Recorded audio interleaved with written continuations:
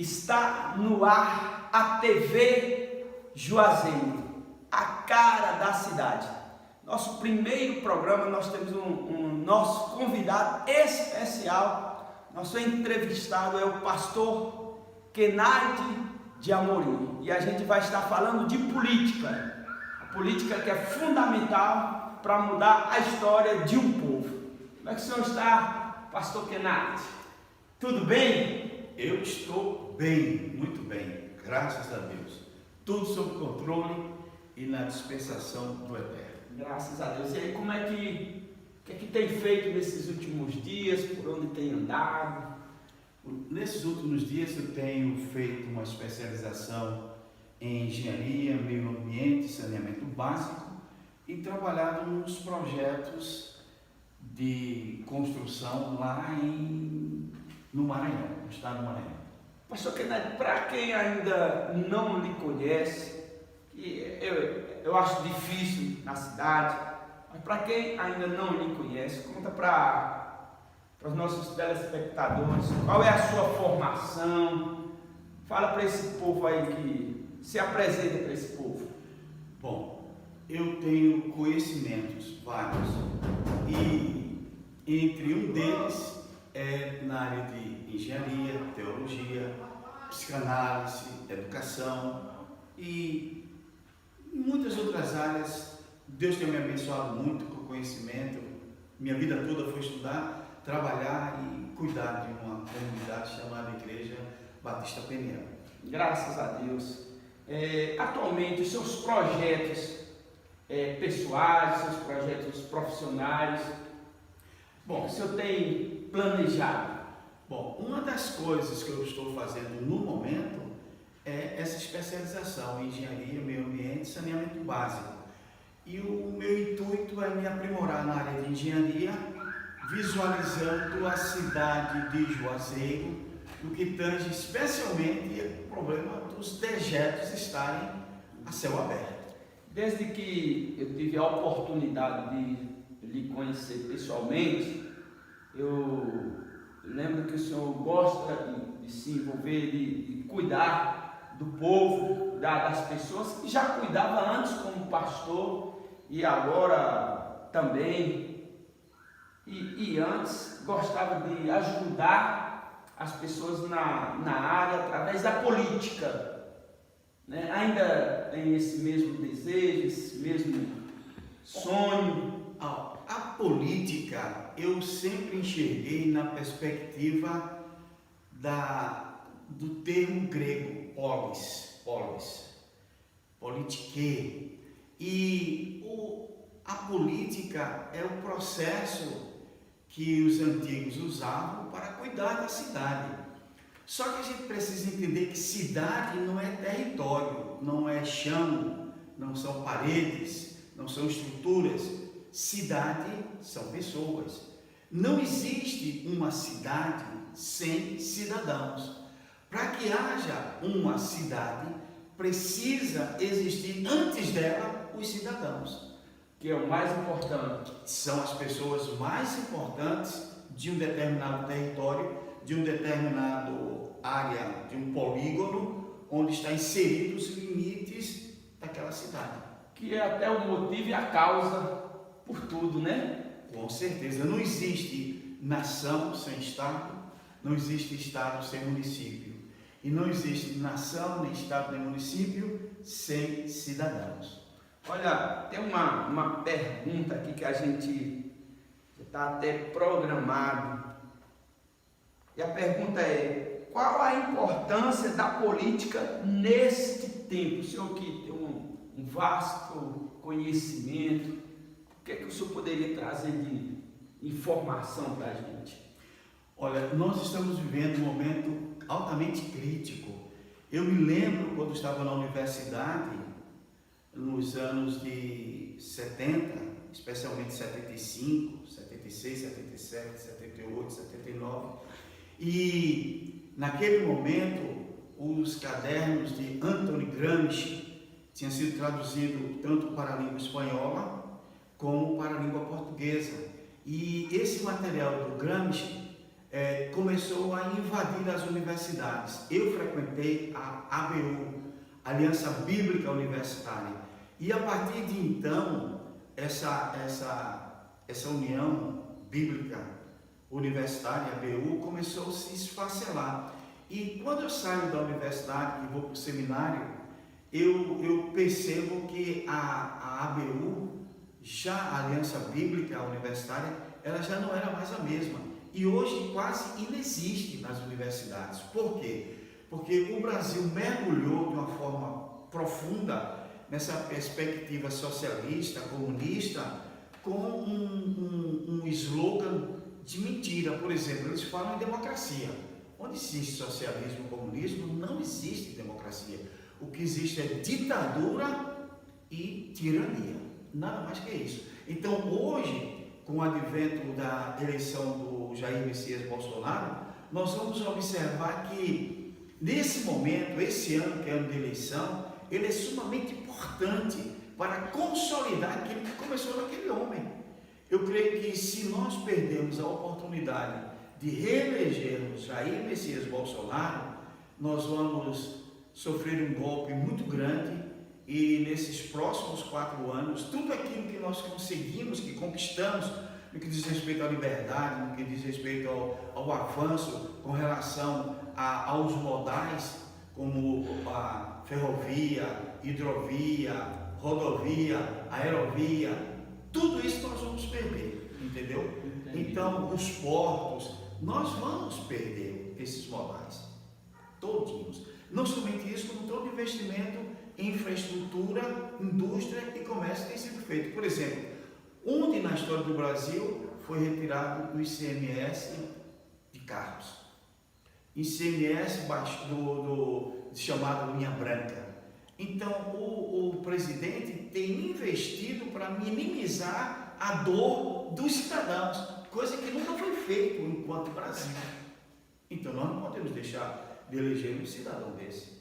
E ele, desde já digo, pode contar com o meu voto e com o meu empenho. E o que a gente vem observando é que, como o senhor falou sobre democracia, a gente vive até no momento uma democracia disfarçada. O senhor usou a palavra ditadura e tirania. A gente, para entender isso, fica mais fácil. A gente vive uma democracia disfarçada, porque às vezes o executivo lança um projeto e o judiciário, né? O Supremo, ele vai e não deixa que interfere no outro poder de uma forma fora da Constituição. O que eu posso dizer é o seguinte: eu não posso afirmar onde está exatamente na Constituição de 88, mas eu digo para você o seguinte: o Supremo Tribunal Federal, ele trabalha de forma adversa, ferindo frontalmente os artigos que diz respeito ao próprio Supremo no que tange a guardar a Constituição. Eles não guardam a Constituição. O que é guardar a Constituição? É dizer, esclarecer, tornar notório aquilo que reza na Constituição no que diz respeito ao direito do cidadão. Porque o Supremo não pode fazer lei. O Supremo não pode fazer o que está fazendo. E o Supremo está ali para guardar aquilo que foi votado no Congresso Nacional, que diz respeito a nós, você, eu e os demais, aos cidadãos. É a proteção do nosso ir e vir, poder de falar, poder de arguir, poder de questionar, poder de reclamar. E tudo isso o STF está tirando de nós. Quer dizer, ele não guarda a Constituição, ele usa a Constituição, na minha visão, de forma tirânica e ditatorial. Isso tem tudo a ver com o início do que o senhor falou sobre a política. Eles estão quebrando essa base, porque o senhor falou, a base da política ela é feita para os cidadãos, o que envolve o poder executivo, o poder judiciário e o poder legislativo. Então, com isso está se voltando totalmente contrário à Constituição, que é feita para o povo, porque o poder emana do povo e todos esses poderes, eles existem ali para trabalhar para o povo, em prol do povo. Por exemplo, se nós perguntássemos quem é maior, a decisão do povo ou do Supremo? A decisão do povo. O Supremo só existe a partir do povo. O povo delegou à Constituição criar o STF. Mas as pessoas, o STF deve ser protegido, guardado. O Supremo Tribunal Federal. Só que o Supremo Tribunal Federal é nada mais, nada menos que 11 ministros. O Supremo em si, ele é impessoal. Ele se personaliza pelos seus pares, pelos cidadãos, juízes, ministros que estão ali, certo? Só que esses ministros, muitos deles, inclusive, conforme a gente vê ele mesmo verbalizando, o povo se volta contra ele, porque ele diz assim, tá lá, ipsis verbis, que ele é perseguido porque o Zé Disseu e ele estavam numa orgia em Cuba. Isso. A vida particular dele é problema dele, mas o comportamento dele tem que ser moldado na responsabilidade que o povo lhe otorgou. Ele é um ministro. No meio da multidão, ele é qualquer um. Mas enquanto ministro, ele não pode ser um qualquer. E tem todos eles, com exceção de pouquíssimos, tem se comportado como qualquer um. Hoje a gente tem observado que eles estão... Eu lembro quando era mais jovem, até pouco tempo, eu não sabia o nome de um ministro, a não ser quando a gente vai fazer um concurso, saber o que é STF, o que é... Né? Agora o povo já sabe o nome de todos os ministros, porque estão indo ocupar, estão querendo aparecer, estão querendo holofote, fazer um trabalho de um político, que não é o levantando bandeira a favor deles, né?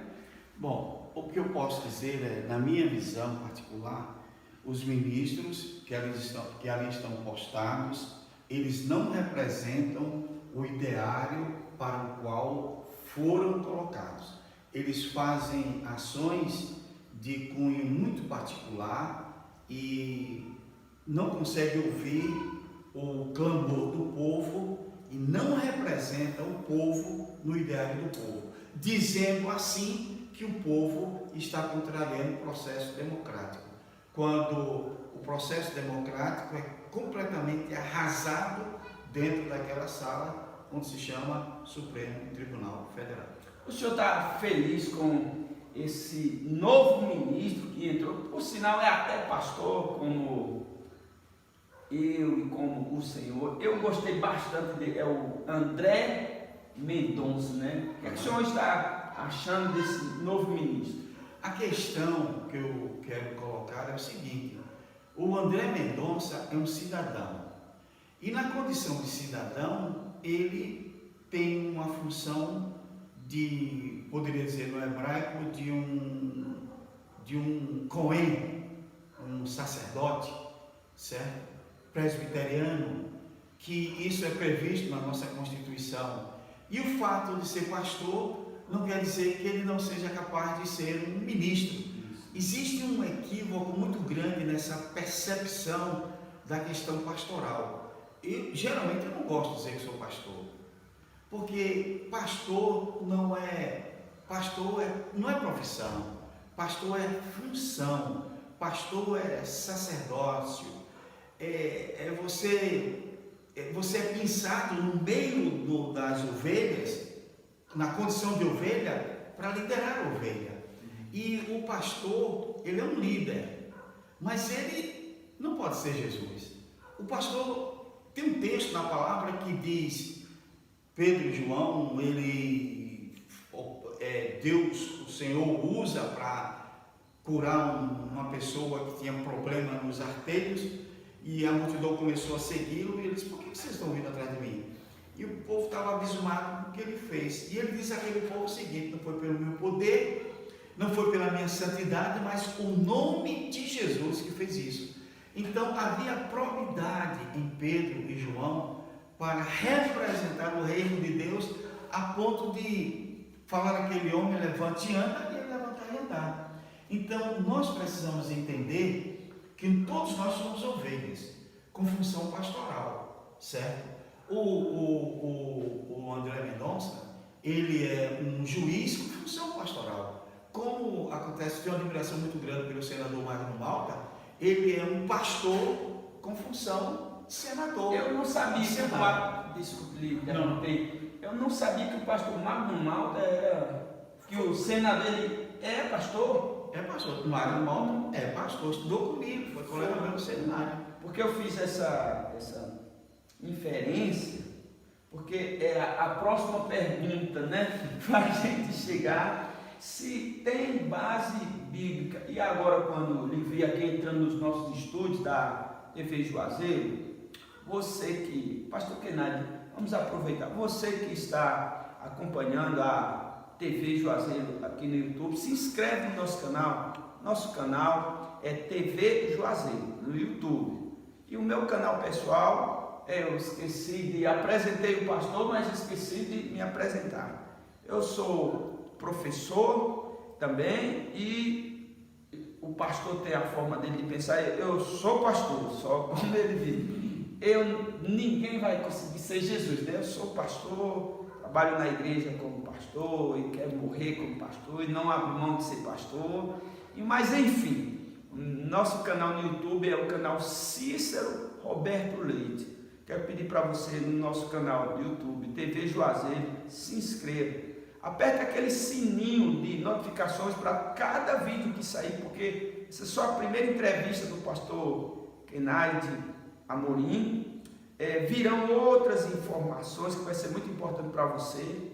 Se inscreve no canal no YouTube, TV Juazeiro, e no meu canal pessoal, que é só coisas de igreja, Cícero Roberto Leite. Eu quero pedir para a gente poder continuar, que as pessoas vão querer encontrar o pastor novamente. Fala tão bonito, mas isso é um negócio muito fantástico. Para o senhor dar seu canal do YouTube, dar o nome para as pessoas lhe acharem. Muito bem. No YouTube, o meu canal é Kenaide Amorim e nós lá conversamos sobre política, sobre teologia, sobre engenharia, sobre psicanálise, sobre conduta judaico-cristã, etc, etc. É um canal. Então, o canal, qual é o nome lá para pesquisar no YouTube? Kenaide Amorim. Aí vai pedir para apertar o quê? Sim, eu vou pedir também para você o seguinte: quando você assistir alguma coisa, clica lá, me siga, eu preciso de 1000. E tem mais outra coisa, pastor. Tem também compartilhar. Você assiste e manda para seu grupo de zap. Distribua. Vai distribuir. A gente já quer quando você. Se você gostar, também pode dar outro dislike. Olha, eu já sou diferente. Se você não gostar, se inscreva assim mesmo, que a gente gosta de você, a gente gosta de quem gosta de quem não gosta. Se inscreva no canal Kenaide Amorim, aperte o sininho e também compartilha. Vai ser muita coisa que você vai conhecer, compartilha, na verdade, né? A gente compartilha. Então, voltando, pastor Kenaide Amorim, eu comecei para fazer essa segunda pergunta, que diz assim: qual o respaldo bíblico para a participação do evangélico na política? Existe uma infinidade, desde o Taná, o Antigo Testamento, até a Brit Hadashah, a Nova Aliança, que é o Novo Testamento. Começa logo pelo livro de Bereshit, que é Gênesis, que ele diz assim, que Deus criou o homem, Deus criou os céus e a terra, Deus criou o homem, e depois ele diz que disse ao homem: governe a terra. Então, governar no hebraico é servir. O grande problema é que os governos, eles não têm a perspectiva da orientação do Deus eterno. Governar não é governar para si. Governar é governar para o outro. Por exemplo, quando Jesus veio, ele veio para redimensionar tudo aquilo que estava escrito no Antigo Testamento. E quando Jesus esteve no meio do povo, ele falou claramente o seguinte: o meu reinado não é desse contexto. A palavra mostra que nós transitamos no mundo mas esse mundo não se encaixa no aspecto ético, moral e espiritual do qual o Senhor nos concebeu, nos projetou. Deus criou o homem para cuidar da terra, mas quem destrói a terra é o próprio homem. O fato interessante é que quando você estuda sociologia, você vai ver assim, que o homem é produto do meio, e é bem verdade, mas quem é que modifica o meio para o bem ou para o mal, senão o próprio homem? Então a palavra diz claramente que nós devemos governar, e Jesus, salvo equívoco, ou é Marcos ou é Mateus capítulo 10, ele fala sobre essa questão. Ele diz: quando vocês governarem, não hajam assim, porque aqueles que governam, eles se tornam tiranos e ditadores. Então, a pessoa que não tem a concepção de servir, por exemplo, ele não consegue jamais entender que a função que é dada pelo povo é para servir o povo. Veja bem, o camarada eleito, ele mora numa casa humilde. Ele esquece que quem votou nele mora em casa mais humilde do que a dele. E o que é que ele faz? Muda-se para o melhor lugar e esquece aquele lugar de sofrimento. O governo, vou falar de Juazeiro, por exemplo, nós sempre tivemos prefeitos aqui, agora tem a primeira prefeita, mas eu pergunto, onde que a prefeita morava antes e onde que ela mora hoje? Ela esqueceu que muitos dos seus munícipes e eleitores continuam até próximo das fezes? Deixa eu falar uma coisa. O senhor falou aí sobre esse respaldo bíblico aqui, achei fantástico. Eu lembrei que uma vez eu disse para o senhor, acho que os telespectadores não sabem, né? Uma vez eu disse para o senhor: eu sou seu fã. Eu sou seu fã. Desde a primeira vez que eu vi o senhor conversando, gente, é como beber de uma fonte assim da biblioteca. É um conhecimento que traz. Essa palavra que o senhor falou, governe, não precisava dizer mais nada, porque na política fala governo e Deus diz na Bíblia governo. Então, se a gente só olha, pastor, olha, eu ia falar umas 3 coisas de base bíblica. Essa palavra que o senhor disse, não precisa dizer mais nada. Tem o respaldo bíblico. Então, além do respaldo bíblico, eu quero entrar nessa parte que fala de alguns exemplos de alguns filhos de Deus, servos de Deus, personagens bíblicos reais, que participaram na política e que influenciaram na política. E se a forma deles, eles saíram fracassados ou vencedores. Eu vou falar de Davi. Davi tinha a percepção correta de governar. Davi entendia que, por exemplo, Saul, que o perseguia, que queria a sua morte, ele entendia que Saul foi ungido. Essa é uma palavra que nós entendemos como permissiva. Permissiva não, ele foi permitido a ele a governar. Então Deus permitiu que Saul governasse. Então, ungido é escolhido. Yeshua, Jesus, foi ungido, foi escolhido. E as pessoas às vezes dizem assim que nós não podemos nos levantar contra as autoridades. Se a autoridade é tirana, ela não foi ungida por Deus. Tem muitos governadores, tem muitos prefeitos que não foram ungidos e não merecem o nosso respeito em hipótese alguma, porque a responsabilidade da unção é nossa. Como é que você pode, por exemplo, determinados governantes, como acontece no Maranhão, que o camarada é do PCdoB, ele tem uma chamada para a educação, não tenho nada contra as pessoas LGBTQ+, e etc, etc, cada um faz da sua vida o que quiser, agora não pode impor a mim, que sou contra isso, a aceitar. Eu não aceito, como também não sou contra, agora não admito para mim.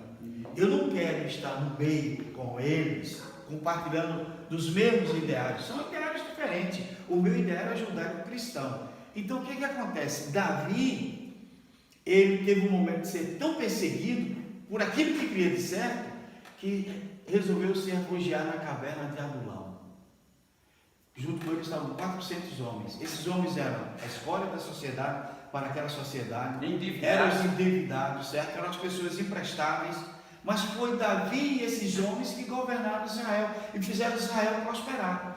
Davi, se você olhar o Salmo, pelo menos o Salmo 119, os últimos versículos, falam da angústia de Davi em conviver com os perversos. Ele diz que que ama a paz, mas aqueles que estão ao seu redor querem guerra. O senhor falando aqui, vem toda a vivência que eu tive com o senhor há muito tempo. Eu lembro que uma vez o senhor me convidou, que o senhor também, grande comunicador na nossa cidade, apresentador do programa de rádio, era aquele programa Semente. Uma prece e uma esperança. O senhor é um grande comunicador. Eu lembro de essa fala do senhor, ela assim, poderia ser resumida para algumas pessoas como respeito, né? Sim, as pessoas querem ser respeitadas, agora elas não querem respeitar os outros, né? E eu lembro uma vez que o senhor me falou uma vez que estava num programa de rádio, aí houve um debate sobre homossexual no rádio. Aí um homem, um enfermeiro, ligou do hospital para o senhor e falou o seguinte: olha, eu sei de uma coisa, eu posso ser homossexual, mas quando eu estou aqui no hospital, quando está nascendo o filho das suas mulheres, das suas mães, dos seus parentes, quem cuida de cada um sou eu. Naquela coisa que o senhor falou, eu aprendi eu já respeitava, então eu aprendi a respeitar mais ainda aquilo que o senhor me mostrou, porque por trás de, como o senhor falou, o que cada um pode ser o que quiser. Então eu aprendi a ver que a pessoa, seja lá o que ela for, ela é um ser humano. E um ser humano merece o respeito. Só que estão esquecendo uma coisa: a gente respeita e às vezes não quer respeitar a nossa percepção. A nossa percepção. Pois é. Então, são muitas coisas que eu vivi com o senhor. Desculpa tá falando, porque meu filho diz, né? Aí eu com um programa de rádio, aí eu chamava os convidados e ele dizia: pai, o senhor fala mais do senhor, não deixa os convidados falar. É porque eu me empolgo, eu fico assim. Vamos voltar aqui. Então, eu fiz 3 perguntas dentro de uma pergunta. O senhor falando do respaldo, aí eu queria que o senhor deu o exemplo de Davi. Agora, qual a influência de aqui evangélico está envolvido? Porque eu quero falar um pouquinho, porque eu vou dizer para o senhor. Antes do senhor me conheceu, eu era cabeça dura como pastor, intempestivo, temperamento forte, assim, bruto, porque eu era tradicional. Mas eu lembro que o senhor, por isso que o senhor tem um lugar separado na minha vida, na estante tem lá tem lá. Eu lembro que o senhor viajou, parece que não faz a memória, o senhor foi pioneiro de trazer aqui para a nossa cidade a visão celular. Com a visão celular, o senhor começou a falar sobre política. E eu cresci no meio cristão que esse negócio de crente ser político era inconcebível. E o senhor foi quebrando ali barreiras, foi quebrando tabus para a nossa cidade, foi passando a visão para a gente, e isso foi aflorando em todo o Brasil. Então, a partir daquele mover do senhor ali, eu comecei a enxergar a importância de um evangélico ser político. Porque eu gosto de brincar aqui na igreja, tem o sindicato dos carroceiros. Certo. Isso é política. É um processo político. Então, o pessoal, os representantes do sindicato dos carroceiros vão lutar pelos direitos deles, para eles. E se a gente não participar, quem vai lutar pelos nossos direitos? Porque muitas vezes somos até rechaçados, perseguidos. Mas eu vou deixar o senhor, pode falar qual a influência, a importância. Olha, veja bem, a importância de uma pessoa de formação judaico-cristã na política tem um significado muito grande. Partindo, ele precisa atentar para a ética, para o princípio do direito, para o princípio de tudo aquilo que Paulo diz isso, tudo que é justo, tudo que é honesto, tudo que é verdadeiro, tudo que é de boa fama, se alguma virtude há, e se nisso algum louvor, nisso pensai. Então, se é para governar, é governar com o Espírito de Deus. Governar é servir a comunidade. Um cristão de formação judaica, ele está mais habilitado a tomar decisões para beneficiar o povo. Por exemplo, o Taná, o Antigo Testamento, diz que nós não podemos remover os marcos. Vou falar de Juazeiro, que eu moro aqui há mais de 30 anos. Juazeiro, as pessoas invadem as terras. O projeto do governo do PT é invadir com o MST. Então isso é quebra de um processo de orientação do que diz respeito a não remover os marcos. Eu não posso tomar posse daquilo que não é meu. E quando alguém toma, às vezes a justiça, às vezes a própria prefeitura, às vezes o próprio estado, às vezes a própria União demora a resolver o litígio. Eu tenho espaços que foram invadidos por outros. Nós temos um espaço que entraram dentro do terreno do santuário, do templo, da área da igreja. Então são coisas que são imperdoáveis, não é? E, por exemplo, o direito do outro, a gente vê questões como saúde, como educação. Por exemplo, o governo federal aportou 35% a mais para o Fundeb, para os professores.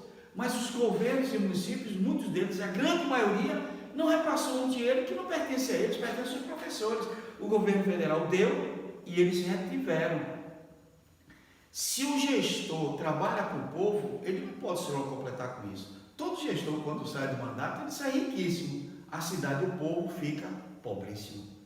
Então, é necessário que homens comprometidos com princípios da palavra estejam, principalmente nesse mandato, na presidência da República, no Senado, no Legislativo Estadual e Federal. Porque se pessoas de índoles melhores, não corruptas, estiverem lá e tiverem temor de Deus, acredito eu assim, as coisas mudarão muito.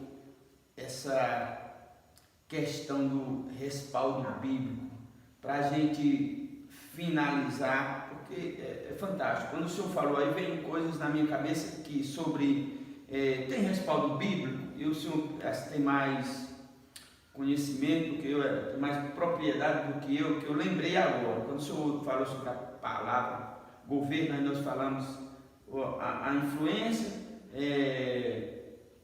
pessoas, né, personagens, né, a importância.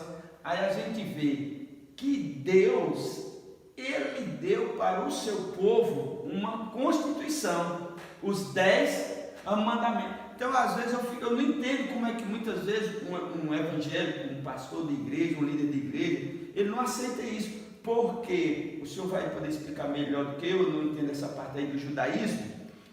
Aí eu descobri que a Constituição de Israel tem os 10 mandamentos, mas são a dos judeus, todos são 163, ou quantos? 1600 não. A Constituição de Israel são quantas? Eu não sei quantos artigos tem. As leis da Torá que chama, como é que é? Sim. Como é que é? Os 10 mandamentos. Tem os 10 mandamentos, aí foram acrescentados não sei quantas leis a mais daquilo que estava estabelecido. Isso era um problema dentro do Sinédrio. O que acontece? Nós podemos observar o seguinte: a gente fala os 10 mandamentos, E depois fala a lei do Senhor. Olha como nós divagamos. Se é mandamento, não pode ser lei. Se é lei, não é mandamento. Na verdade, o que está escrito lá são as 10 palavras. 10 palavras. Nessas 10 palavras, norteiam o comportamento do cidadão israelita, que é a comunidade judaica, porque o judaísmo é uma religião. O que acontece com isso? Nas 10 palavras tem mandamentos, leis, ordenanças e promessas. Como foi traduzido para o grego, e o grego não tinha um termo para representar com muita propriedade as 10 palavras, e só tinha uma palavra no grego que poderia ser usado mais próximo, porque nas 10 palavras também tem leis. Por exemplo, não remover o marco, isso é uma lei. Você não pode tirar os limites do terreno de alguém e acrescentar para você. Então, colocou no grego a palavra nomos. E nomos é lei, entendeu? Em grego. De sorte que, por esses equívocos e tantos outros, eu prefiro fazer a minha leitura, como você vê lá no meu birô, do próprio original, e faço os meus sermões em cima do texto hebraico e grego. Se não me falha a memória, professor, parece que assim são 613 na Torá, 613, não sei como é que chama. Eu garanto a você, no próximo momento, eu digo tudo para você. Eu não vou colocar, que estou indo. Eu sei. Então, aí o que é que eu quero trazer? Primeiro nós vimos, Deus, Ele é aquele que governa o governo. Ele escolhe pessoas para governar, governo. Ele traz leis, que ali é a Constituição, e dessas leis que ele traz, hoje são as leis de Israel, a Constituição, de Israel. Nós temos a nossa Constituição de 1988. A nova Constituição de 1988. Então, a gente vê, tem a Constituição, e aí agora a gente vai para os cargos. Acho que o senhor vai saber mais do que eu. Antes na Bíblia eu conhecia que, eu só vi lá que Daniel, ele chegou como escravo, mas ele virou presidente.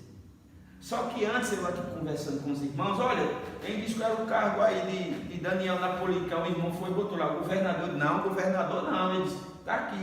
Ele, antes de ser presidente, ele também era governador. Então a gente observa na Bíblia os próprios cargos que existem hoje, e agindo na política. Daniel, governador, depois presidente, tinham 3 províncias, cada uma tinha um presidente. Das 3 províncias, 3 presidentes, ele era o presidente mais próspero. Outra coisa que eu gostaria de dizer, não tem nenhum problema um prefeito, um governador, um vereador ser rico, não. Quem trabalha tem que crescer, mas o que não pode deixar que os outros sejam miseráveis. O que a palavra ensina é que aquele que faz um bom trabalho, digno de um dobrada honra. Agora, no que tange a realidade de salário que você falou, é o seguinte: se os seus munícipes, eles ganham tão pouco, por que você ganha 30 vezes mais ou 60 vezes mais que eles? Eu vou dizer para você com toda honestidade, vou dar o exemplo de Juazeiro de novo. Juazeiro tem mais de 200 mil habitantes. Você acha que um prefeito ganhar 200 mil é muito dinheiro? Melhor, eu não vou... Pronto. Na verdade é muito dinheiro. É muito dinheiro. Mas se você for pensar, se uma pessoa que trabalha exaustivamente pelo bem do povo para ganhar R$1 por mês de cada munícipe, não seria muito. O problema é que eles ganham bem, além do que é o salário normal da média, e não fazem nada pelo povo. Não estou falando de Juazeiro, estou falando dos 5.000, salvo engano, 5.517 municípios que o Brasil tem, com rara exceção. Os prefeitos são pessoas de boa índole e que têm uma preocupação com o seu povo, mas a grande maioria, eles são tiranos, quando não... Estão deixando a desejar, né? Exatamente. Então, nós temos mais José, que foi governador, né? José foi governador do Egito. Então a gente vê, só aquela palavra do Senhor, governo, não precisava nem falar mais nada. Mas a gente eu respaldo. Eu posso dar uma sugestão? Pode sim. Vamos, foi tão bom esse bate-papo. Vamos marcar, se você permitir, um outro encontro. Claro que sim, o senhor já faz parte Aí da. você me diz o que é que eu vou falar, para dar uma estudada melhor, para poder não ficar. Não, mas tergiversando. não tem problema. É que eu sou muito curioso quando eu vejo que o senhor ficou mais com vontade de fazer perguntas e a gente sai. Olha, para a gente terminar, que eu sei que o senhor tem muita coisa para fazer, é uma pergunta que diz assim. Geralmente quem fala em política, tem gente que fala em política e diz assim, não, mas eu não gosto de me envolver em política. Já tem outros que falam de política, já fala de política porque quer entrar na política. Aí eu vi no YouTube agora essa semana, um cantor evangélico, ele botou, estão dizendo rumores que eu vou ser deputado federal. Aí ele foi e disse, é verdade.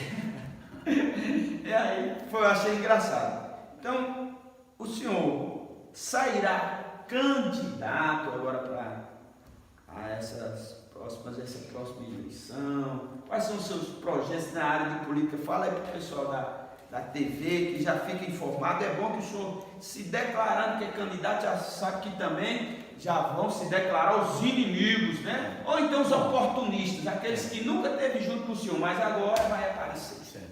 Bom, eu me coloco, eu tenho um desejo, sim, eu tenho um desejo de estar dentro do processo na área interna da política. Eu estou para ser pré-candidato. A minha vontade é que eu serei pré-candidato a deputado federal.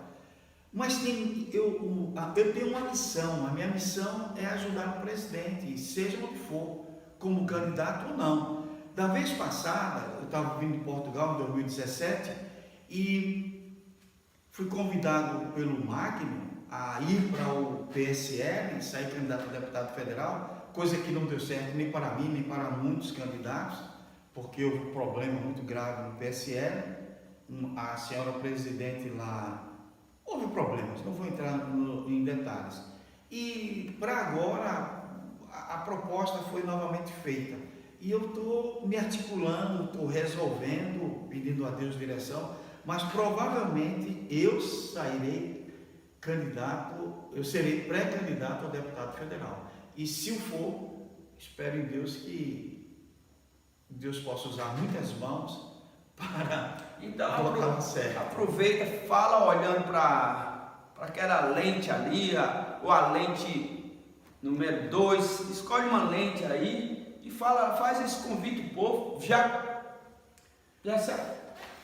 se apresenta, já vai preparando, só prepara seu título. Não, pode contar com meu apoio. Não apoio. posso pedir foto, não. Eu quero dizer a você o seguinte, você que é de pensamento judaico-cristão, você que acredita na palavra de Deus como um todo, eu não sou um homem perfeito, eu não sou o melhor homem, eu sempre gostei de estudar, de me preparar, de me organizar todo o tempo da minha vida, por isso que estou fazendo uma especialização, olhando para Juazeiro na área de engenharia. E caso eu venha a ser candidato, eu vou me colocar diante de você, obviamente vou pedir o voto para você, mas no momento a minha intenção é de ser aprovado quando houver como é que a gente chama? Um momento lá quando todos se reúnem e escolhem os seus candidatos. Espero em Deus ser escolhido como... Olha para lá! Eu espero em Deus ser escolhido como um dos candidatos na homologação dos candidatos. Tem um nomezinho que na hora não me vem à mente de jeito nenhum. Mas ore por mim, ore por Juazeiro, ore pelo Brasil, ore pelo nosso presidente, ore pelo João Roma, que será, com certeza, aí está definido e é definitivo, será candidato a governador da Bahia, ele é pré-candidato já a governador da Bahia. E vamos estar orando pela nossa Bahia. A Bahia é o útero do Brasil, tá certo? E tudo começou aqui e o Brasil será transformado a partir daqui da Bahia. Deus abençoe vocês. contamos com vocês. Para não esquecer, dá só aquela informação que o senhor passou para mim, que vem aí o presidente, vem João Roma, vem João Itália, vem a Europa inteira. Amanhã estará aqui o ministro Tarcísio, o ministro Roma, e as obras começarão na Bahia, acredito eu, a partir de Juazeiro. Petrolina recebeu muitas coisas. Agora é a hora de Juazeiro e Bahia, e que Deus esteja abençoando o nosso Brasil. Amanhã, 10 horas, lá na Orla Nova, venha com a gente para um grande encontro com o João Roma e o ministro Tarcísio. Shalom, shalom. Uma noite tranquila, um bom dia tranquilo, uma boa tarde tranquila também. Essa é a TV Juazeiro. Eu quero, para finalizar, perguntar ao pastor. Pastor, o senhor foi o nosso primeiro entrevistado a entrar para a história da TV Juazeiro, e o senhor indica para outros pastores, outras personagens importantes ou não importantes, estar trazendo sua história aqui para esse programa de TV? É bom que todos venham, o lugar é bom, um lugar agradável, e espero que haja muito sucesso através de Juazeiro TV. TV Juazeiro. Juazeiro. TV Juazeiro. TV Juazeiro. Dá de novo o seu canal no YouTube. Meu canal de YouTube é Kenai de Amorim. Acesse lá, toca no sininho, multiplica. Preciso de muitos seguidores para colocar muita coisa para você conhecer sobre política e teologia. Meu canal é Cícero Roberto Leite no YouTube e a nossa TV Juazeiro no YouTube. Deus abençoe. Olha, fica com Deus. Shalom. Como é, pastor? Shalom, Shalom. Paz e bênção.